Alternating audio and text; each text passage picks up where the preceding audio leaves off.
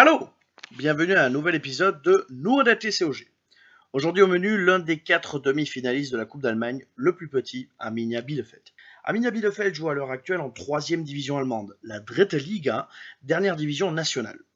Après avoir chuté de la Zweite Bundesliga l'an dernier, ils sont à l'heure actuelle premiers avec 10 points d'avance sur le 4e à 4 journées de la fin et ont donc un pied en division supérieure. Le Deutscher Sportclub Arminia Bielefeld fut fondé le 3 mai 1905 sous le nom de Erster Bielefelder SC Arminia. Oui, avec les guillemets. Le nom Arminia vient du chef de guerre germanique Hermann, légendaire pour avoir repoussé les attaques romaines tout près de là où se situe Bielefeld de nos jours. Son nom latin était Arminius, le club a donc repris une des déclinaisons du nom, Arminia. Arminia ne rejoindra pas la première division allemande avant la création de la Bundesliga. Après 1963, ils seront dans la Regional Liga West, une des 5 poules de deuxième division de l'époque.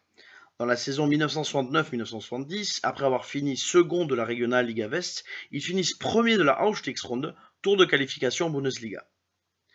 Après leur première saison à l'étage supérieur, ils finissent 14e et se maintiennent. Mais la saison d'après, le club est pris dans le Bundesliga-scandale. Plusieurs matchs de championnat allemand avaient été achetés et le club était concerné par 3 d'entre eux.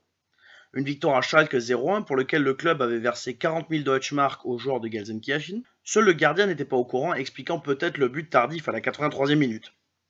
Une victoire à domicile face à Stuttgart 1-0 avec 15 000 Deutschmark qui sont allés vers 3 des joueurs du VfB. Mais le plus cocasse c'est le match à Duisburg que Bielefeld perd 4-1 avec le joueur de Duisburg, Gerd Kentschke, qui reçoit 60 000 Deutschmark mais oublie de prévenir ses coéquipiers et devra donc rendre l'argent à Bielefeld. De fait, les 2 autres matchs sont perdus sur tapis vert par l'Arminia et ils redescendront en Regional Liga West. Après une seconde place en Zweite Bundesliga Nord, nouvelle seconde division, en 1977, ils perdent le match d'accession contre Munich 1860, mais finissent premiers la saison d'après et accèdent à la Bundesliga. Il n'y reste qu'un an, mais redeviennent premiers de Zweite Bundesliga Nord dès la saison d'après et reviennent à l'étage au-dessus pour la deuxième plus longue période de leur histoire, de 1980 à 1985. Ils ne reverront ensuite plus la Bundesliga avant la saison 1996-1997, chutant même jusqu'en Oberliga Westfalen, 3e division. A partir de 1996, ils vont se forger une réputation d'équipe yo-yo avec 4 montées et 3 descentes jusqu'en 2004. Ils sont d'ailleurs premiers ex-aequo avec le plus grand nombre de montées et deuxième en descente entre première et deuxième division avec 7 montées et 7 descentes en tout.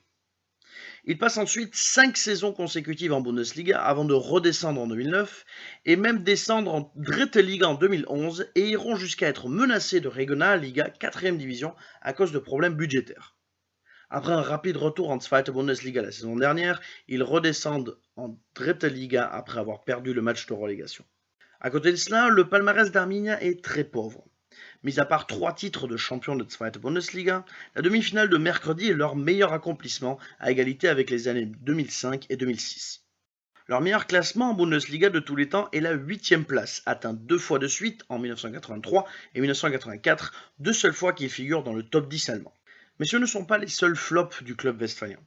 Dans les années 1990, l'entreprise Dr. Oetker, fondée à Bielefeld, propose au club de leur financer un tout nouveau stade à condition que celui-ci porte le nom du géant de crème dessert et pizza surgelée. Arminia refuse. En 2004, le club vendra le nom de son stade à l'entreprise de fenêtres Schüco pour devenir Schüco Arena.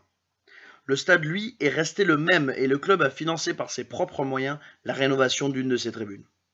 Autre mésaventure, au début des années 2000, un jeune adolescent bavarois vient faire un essai auprès d'Arminia Bielefeld. L'entraîneur des jeunes considère le joueur trop petit et pas assez agile. Il rentrera donc en Bavière pour intégrer le centre de formation du Bayern de Munich. Le nom de ce joueur ? Philipp Lahm. Avant de voir si ce mercredi Arminia Bielefeld aura plus de chance face à Wolfsburg et sera capable de réaliser la meilleure performance de son histoire, je vous dis bis bald. Ah, et pour tous ceux qui auraient raté, le Bayern est encore champion.